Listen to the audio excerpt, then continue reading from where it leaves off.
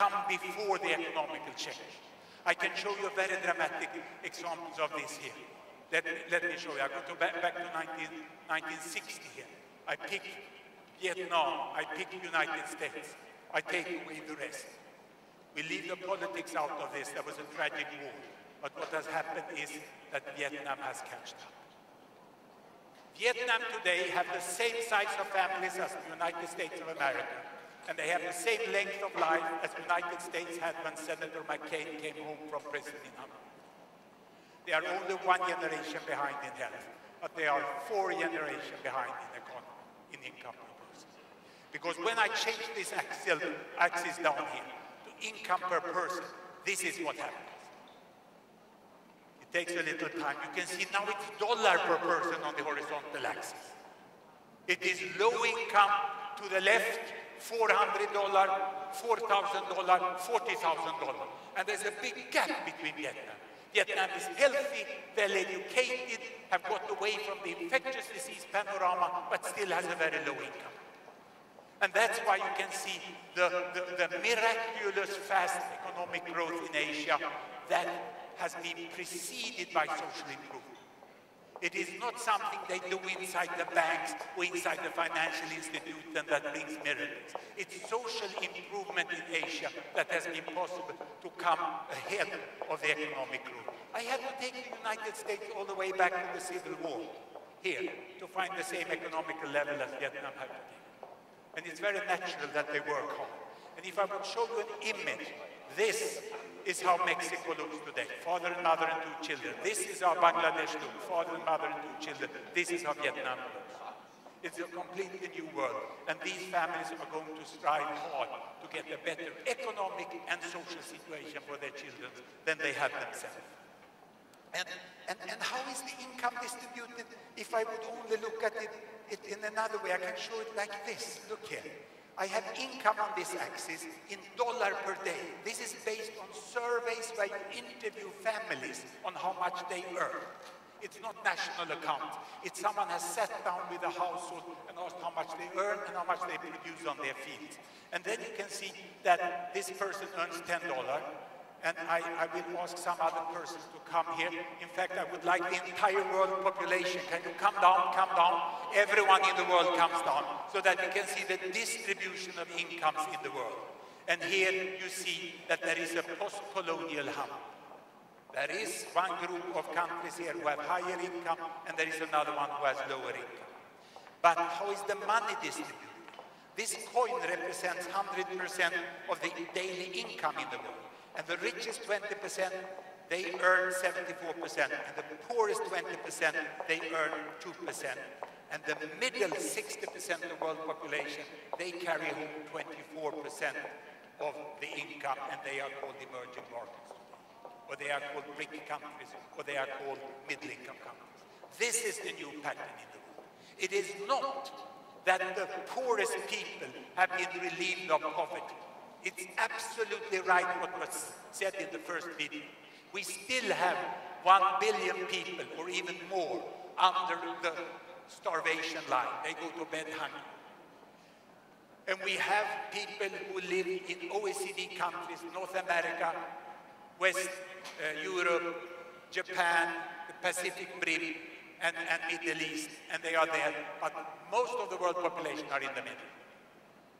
Aid, development aid, is something which this group of people give a little small piece of, some $70 billion a year, and they go over here and they give it to these people here, more or less successful. Most people of the world neither give nor take development aid. They manage on their own today.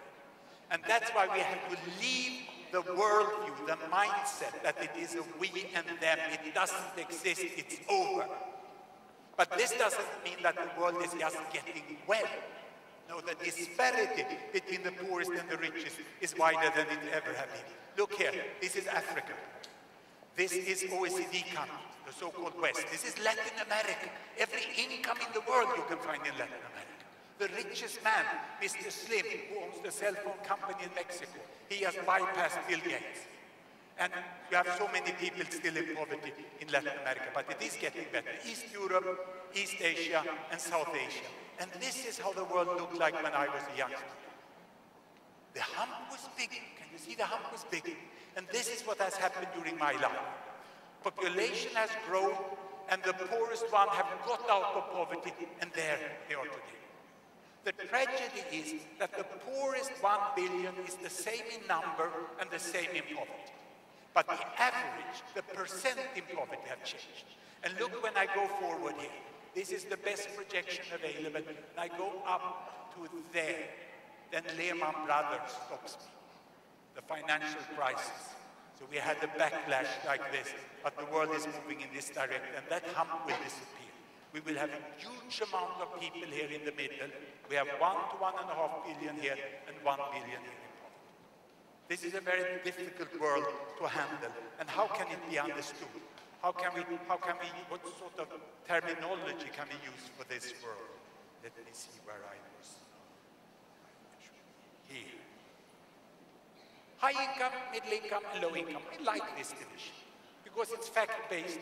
They have a 30,000 in average, 3,000, and 300. It's the zeros that are important to understand. And it's so difficult to understand what it means to take away 2 zeros from your monthly payment. Just try that 1 month. Take away the last 2 zeros from your income that month and live with it. Or take away 1 and live with it. Then you can compare. Because this is the disparity between the richest and the poorest in the world has never been as wide, but most people live in the middle. This is the new world we have. And the limit here is 10,000, and here it's 1,000. And 1 billion, 3 billion, 2 billion, more or less like this. We used to call this the West, this emerging markets, these least developed countries. There's a group of collapsed countries. Don't mix up the collapsed countries, Afghanistan, Somalia, parts of Sudan, parts of Chad, parts of Congo.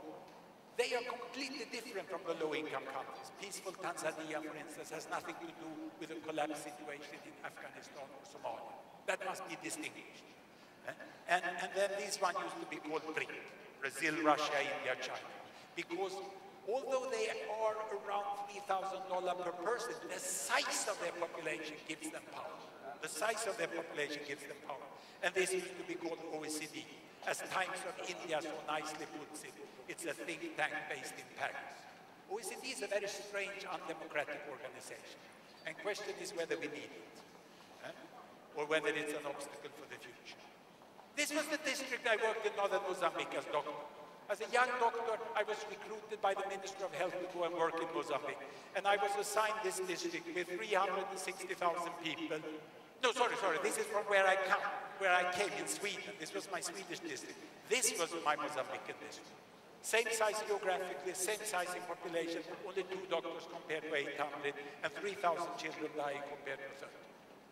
And it's those zeros that has haunted me my whole life. How can you deal with 100 times more needs with 1% of the resources?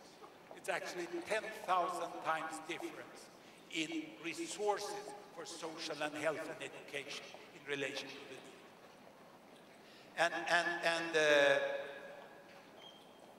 And this very dramatic situation make you wonder, is this catch-up really happening? Are really those former developing countries moving fast?